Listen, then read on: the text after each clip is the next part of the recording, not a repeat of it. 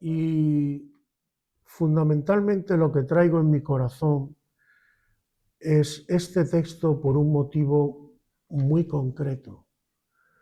Y es que en esta mañana el Señor nos ministre a todos. ¿Pero en qué sentido? Pues vamos a ver si con la ayuda del Señor y con la ayuda del texto podemos entrar en lo que yo quiero que el Señor obre en nosotros. Empieza de una forma preciosa el texto, dice: el Espíritu del Señor está sobre mí. El Espíritu del Señor, el Espíritu de Jehová. Y luego dice qué ministerio le encomienda el Padre al Hijo en este caso, porque este texto está claro que se refiere al Señor. Y fijaos qué cosas. Me ha enviado a predicar buenas nuevas a los abatidos, a vendar a los quebrantados de corazón, a publicar libertad a los cautivos y a los presos apertura de la cárcel. Qué hermoso, ¿eh? El Señor viene a ministrarle a los abatidos, a los quebrantados, a los cautivos y a los presos.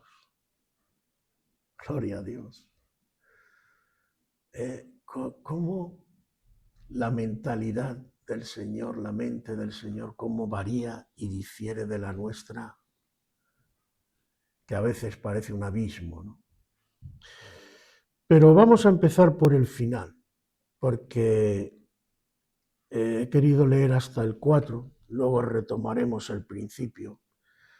Pero me llamó la atención, además, cuando leía el texto, después de decir, vengo a los abatidos, etcétera y tal, dice, a ordenar que a los afligidos de Sión se les dé gloria en lugar de ceniza, óleo de gozo, tal. En el 4 dice, reedificarán, y además lo dice de forma afirmativa, o sea, no pone ni condición ni duda. Dice, reedificarán las ruinas antiguas y levantarán los asolamientos primeros y restaurarán las ciudades arruinadas y los escombros de muchas generaciones. ¿Qué tiene que ver esto? Que está unido en el mismo contexto. Os recomiendo además que os leáis todo luego en casa. Reedificarán las ruinas antiguas. Si está hablando de venir a consolar y de venir a ministrar a gente necesitada. Bueno, tiene que ver y mucho, hermano. Y nosotros tenemos que ver mucho en todo esto. Porque, ¿qué está diciendo con esto de los asolamientos y tal? Vamos a ver, el ejemplo mismo natural, físico que vemos, y en la antigüedad sobre todo, que tampoco se hacían las casas como ahora, que a veces se cava un montón hacia abajo. De hecho, lo normal es que debajo, por ejemplo, en la llamada ciudad de David, hay edificios ahora y están cavando por debajo y están encontrando ruinas de épocas del pasado, porque en aquella época, digamos, hacían tabla llana y edificaban encima, ¿no? Y allí estaban los escombros y tal. Eso cuando a ti no te interesa nada de lo que se ha construido en el pasado, bueno, puede estar bien. Pero si tú quieres conservar algo, por ejemplo, una casa que tú tienes y que digamos que ha venido, pongamos un terremoto, que se me ocurre, y esa casa al ser movida se le caen ladrillos, se le caen cosas, pero los cimientos que están bien hechos, digamos, no se caen, permanecen en su sitio. Y tú quieres conservar eso y quieres hacer el mismo diseño, no quieres que lo que se edificó en su momento se pierda, sino simplemente edificar a partir de lo que se conserva bien y quitar lo que ha caído. Me dirás, ¿y esto qué tiene que ver con las cosas espirituales y del Señor? Mucho. Tú has oído un versículo que dice: mirad cómo sobreedificáis, porque la obra que hagas será probada. Y se verá en la prueba lo que verdaderamente es del Señor. Lo que no es del Señor va a caer.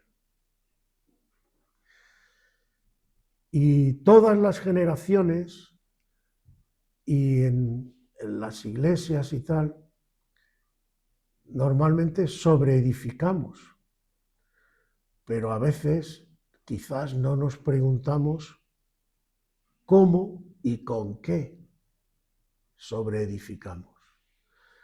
Y puede ocurrir, como dice el apóstol, que edifiques con hojarasca, que edifiques con cosas que no son los materiales que el Señor quiere que tú utilices para edificar el cuerpo de Cristo. ¿Por qué digo todo esto? Porque va a venir la prueba y muchas cosas van a caer. De hecho, yo creo que en parte, generalizando y sin intentar, por supuesto, juzgar a nadie, Dios está permitiendo hoy en la cristiandad muchas pruebas y muchas sacudidas, porque ahí se va a ver lo que verdaderamente es de Él y lo que no lo es. Ahora, si el Señor, no sé si estás de acuerdo conmigo, quiere que permanezca el mismo diseño que Él tenía originalmente sin cambiar nada, o va a cambiar de diseño, no sé tú lo que piensas, porque si el Señor va a cambiar de diseño y va a cambiar de materiales y va a cambiar de otras cosas, entonces no hay problema. Podemos hacer como se hacía antiguamente, sobre las ruinas de todo lo que se nos ha caído encima, que hemos edificado no conforme a la voluntad y a los planes de Dios, podemos seguir edificando encima. Pero si la voluntad de Dios tiene que ser satisfecha y Dios no ha cambiado sus planes, tiene que haber gente que haga ¿qué? Que quite escombros, todo lo que ha caído, que no ha permanecido por la prueba del Señor, y empiece a edificar conforme a la voluntad de Dios. La Iglesia, la propia palabra del Señor, perdonad, la compara a un edificio. Yo, dice el Señor, edificaré mi Iglesia. Y el apóstol Pablo dice en otro sitio: yo como perito arquitecto puse esto, otro puso otra cosa, tal, pero Dios es el que va dando a cada siervo suyo la parte que le toca hacer. Pero esto entonces, ¿a qué nos trae? Esto nos trae a que es importante cómo sobreedificamos, qué criterios usamos. Y creo que es hora de que nos examinemos a nosotros mismos, tanto como congregación como en lo particular.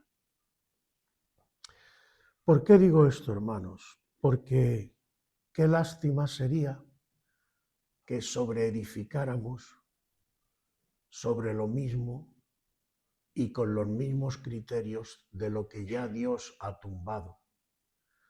El apóstol Pablo en un momento determinado le dice a Pedro, dice, si las mismas cosas que derribé vuelvo a levantar, me hago transgresor. Entonces, es importante, pero sobre todo, ¿por qué? Porque yo no sé a ti qué te parece, pero ¿no te parece una lástima, cuando menos, que tú estés esforzándote en edificar algo en tu vida y que luego sea tirado por tierra? Yo no sé, incluso a veces pienso, no sé qué sería peor, si la condenación de los malos que saben malos, o el que tú veas que toda tu vida y todo lo que has hecho y todo el esfuerzo que has dedicado a lo que sea, llega un día en que todo es totalmente derribado y toda tu vida es como si te la tiraran a la basura. Tiene que ser una sensación tremenda, ¿no? De humillación. Ya casi es lo de menos, sino de ¿para qué ha servido mi vida? ¿Qué he hecho? Ahora, para que tú puedas edificar,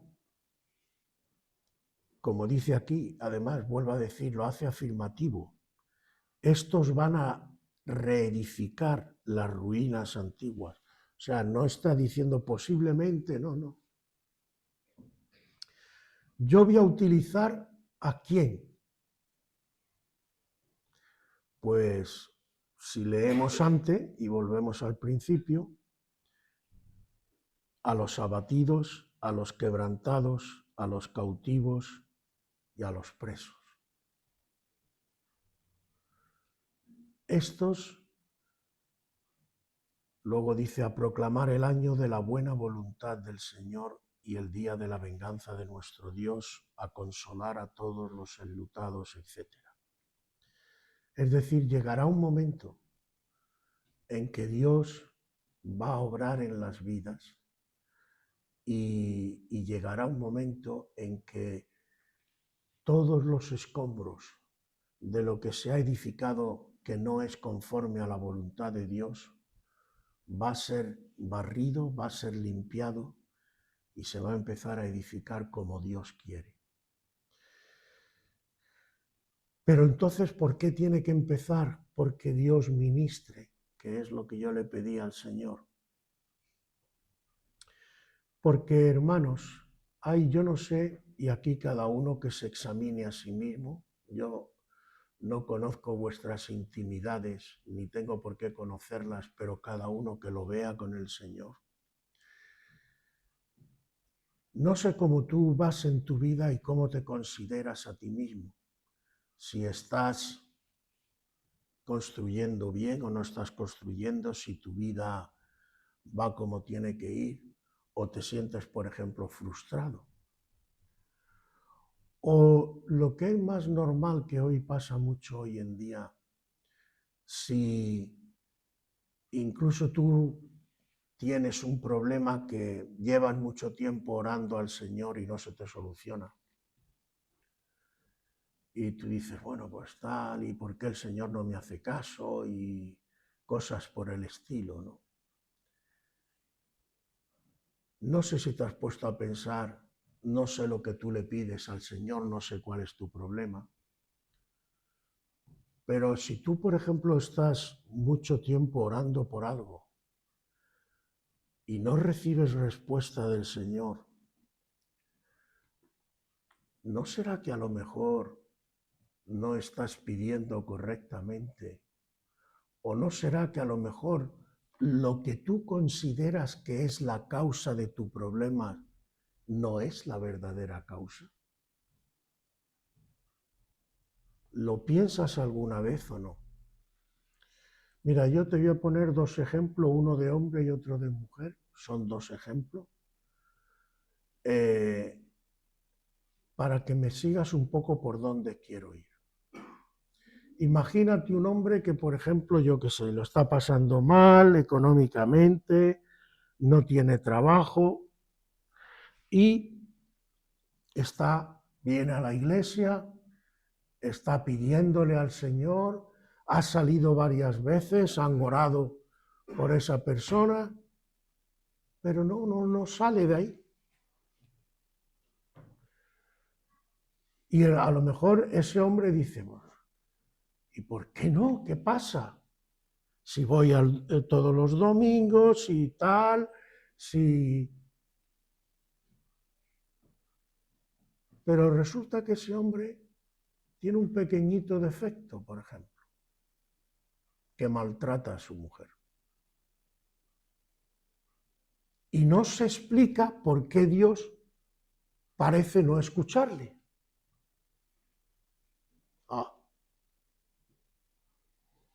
Hay un versículo en la palabra del Señor, del apóstol Pedro, que dice: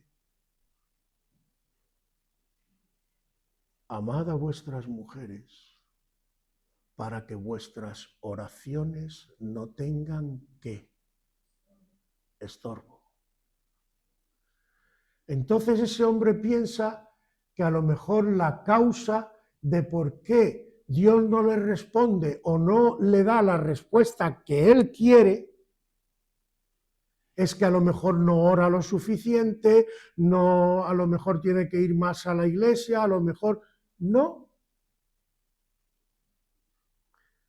Y Dios de alguna manera le tiene que hacer ver que el problema no es el que él piensa, porque Dios es fiel a su palabra. Y lo que ese hombre tiene que empezar es a replantearse y a decirle al Señor: Señor, ¿cuál es el verdadero estorbo? ¿Dónde está mi verdadera rebelión? Porque en el fondo todo se reduce a una rebelión en contra de hacer la voluntad de Dios en algún aspecto. Y el Señor se lo señalará, pero si tú estás obcecado en un tema, a lo mejor no te das cuenta del terreno. Te voy a poner otro ejemplo de las mujeres. Muchas mujeres, por ejemplo, desgraciadamente también suele ser bastante común, le niegan la intimidad al hombre. Y piensan que, bueno, no tiene tampoco mucho problema eso. Pero salvo que sea por una causa muy, muy justificada, una enfermedad o algo de este tipo, la palabra de Dios dice claramente: no os neguéis el uno al otro. Tú a lo mejor no le das importancia. Es más, muchas mujeres, cada vez más en este mundo, lo que utilizan es su cuerpo como premio o castigo al marido. Si te portas bien y haces las cosas como a mí me gusta que se hagan, tendrás premio. Si no, no tienes premio. Total, que el marido, si lo miras bien, es como un perrito faldero. Te doy un caramelito o no te lo doy. Pero hace tiempo que dije que al marido quien lo tiene que controlar es el Espíritu Santo de Dios. Tu misión es orar. Y si tu marido realmente está en desorden, no te preocupes, Dios tratará con él. ¿Pero por qué digo esto? Porque tú a lo mejor estás tan cómoda y no piensas que eso pueda ser un problema. Pero el versículo que dice que no os neguéis el uno al otro, dice algo muy serio, para que Satanás no gane ventaja. Entonces estás abriendo una puerta a una influencia maligna. Tú lo verás con el Señor. Pero todo esto, además, lo digo no pensando en nadie en concreto, sino lo digo Porque a lo mejor lo que tú piensas que es la causa de tu problema no es la verdadera causa. Ese es el sentido que le quiero dar. Pero tú tienes que replantearte. Si no te lo replanteas, si no tienes el resultado que tú quieres, si tú, por ejemplo, como mujer estás orando por tu marido y las cosas no van como tú quieres, al menos plantéate por qué no van así. Salvo que pienses que Dios es infiel. Pero hermanos, lo que no puede ser, y por esto quería plantear esto y ser claro, lo que no puede ser es que el que falle sea Dios. Y la palabra de Dios es clara, el Espíritu del Señor está sobre mí. Lo primero, Dios trabaja con su Espíritu. La palabra que yo os hablo son Espíritu y son vida. Y mi palabra cuando sale de mi boca no volverá a mí vacía, sino que hará un trabajo, transformará lo que tenga que transformar y cuando venga vendrá con un resultado. Y hoy hoy, en esta fecha, aunque vuelvo a decir, esté equivocado todo lo que queráis, pero ¿qué celebramos? Que Cristo vino, que Cristo se hizo realidad, que el Verbo se encarnó, que vivió entre nosotros, que hizo la obra que el Padre le había encomendado, a precio de su propia vida. Pero cuando volvió arriba, volvió triunfante. Yo a veces en mis peleas con el Señor, pues le digo, Señor, ¿cómo es posible que muchas veces seamos claros, hermano, a veces estamos en la iglesia y estamos como abatidos, acallados, parece que nos falta. ¿Qué pasa? ¿Qué imagen damos de nuestro Dios? Como que nuestro Dios parece que no puede hacerlo todo. Y yo a veces le digo, Señor, no puede ser. Pero claro, enseguida el Espíritu me recuerda algo. Pero ¿y vosotros estáis haciendo lo que yo os he dicho? ¿Dónde está el problema? ¿En mí o en vosotros? Aquí dice, yo he venido a dar buenas nuevas a los abatidos, a vendar a los quebrantados, a publicar libertad a los cautivos y a los presos apertura de la cárcel.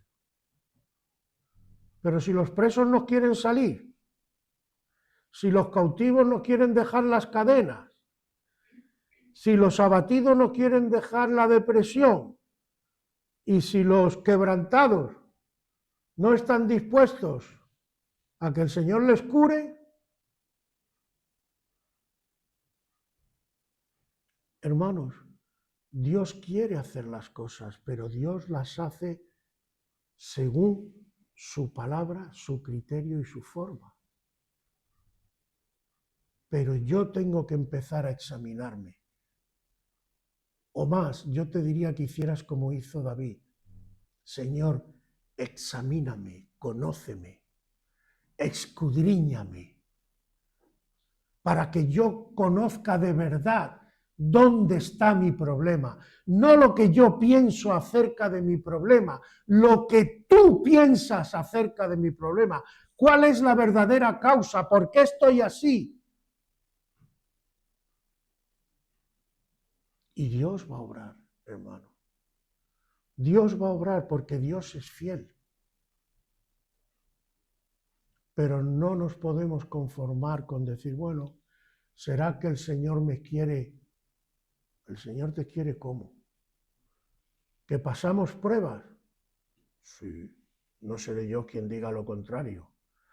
No estoy nada de acuerdo con toda esta doctrina de la prosperidad y de cómo que va como un superhombre por la vida. No. Pablo recibió, como dicen en mi tierra, más palos que una estera. Pero ese mismo hombre que pasó pruebas, que pasó dificultades, que fue azotado, que fue encarcelado, que una vez lo dieron por muerto después de apedrearlo, ese mismo hombre es el que dice, todo lo puedo en Cristo que, porque la vida cristiana no consiste en no pasar pruebas y en no pasar dificultades. No, Cristo mismo, siendo Cristo, derramó sangre en Getsemaní, sudando de la angustia que tenía. Pero ¿dónde está la diferencia entre Jesús, Pablo, Pedro y todos los apóstoles y los cristianos de la época y lo que hoy nos pasa a nosotros? En que ellos, en las dificultades, experimentaban el poder de Dios. Porque no se trata de no tener dificultades, se trata de poder vencer las dificultades, de poder caminar sobre las aguas. Y nosotros con nada a veces nos ponemos,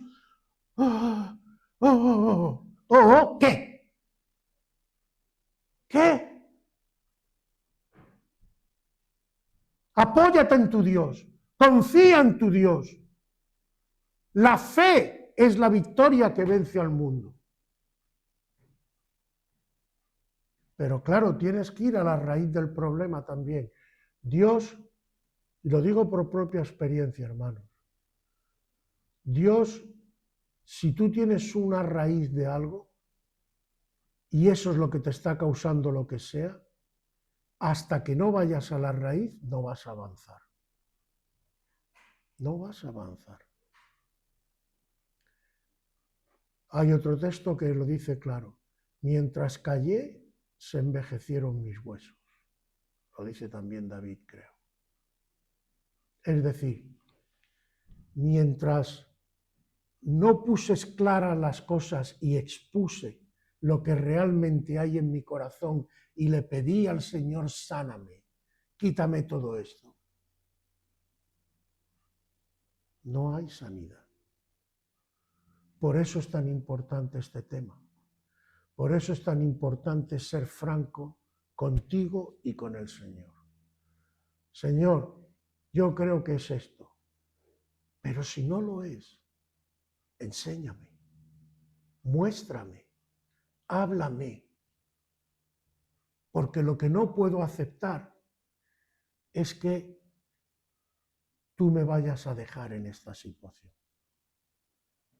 Y no me refiero tanto a lo exterior.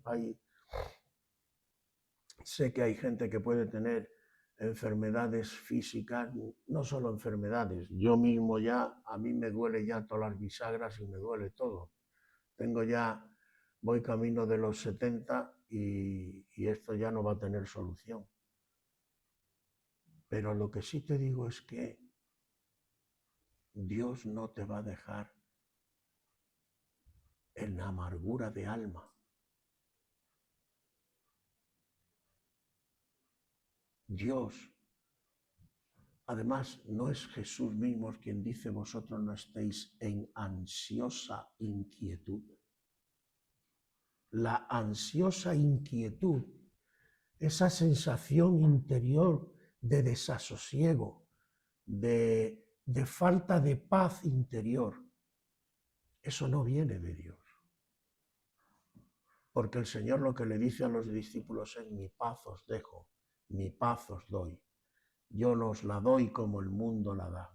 No se turbe vuestro corazón, ni tenga miedo. Esa es la voluntad de Dios. Esas son las palabras de Jesús. Puedes tener una enfermedad física hasta que te mueras, pero lo que no debes tener es falta de paz interior. Salvo que tú quieras, claro. Pero Dios es fiel, hermano. Y no me alargo más, simplemente deciros eso, que ahora vamos a abrir un tiempo de oración, cada uno en los secretos de su corazón, que se examine con Dios. Pero lo que tenía sobre todo en mi corazón cuando el Señor me dio este texto es que dejemos que el Espíritu de Dios nos ministre en esta mañana, nos transmita su paz. Y si hay algo, lo que sea que tengas, que tú te identificas con algo de lo que he dicho, pues que se lo presentes al Señor. Que le digas, Señor, yo quiero tu sanidad, pero si estoy enfocando mal el tema, si lo que yo creo realmente no es lo que tú piensas, házmelo ver.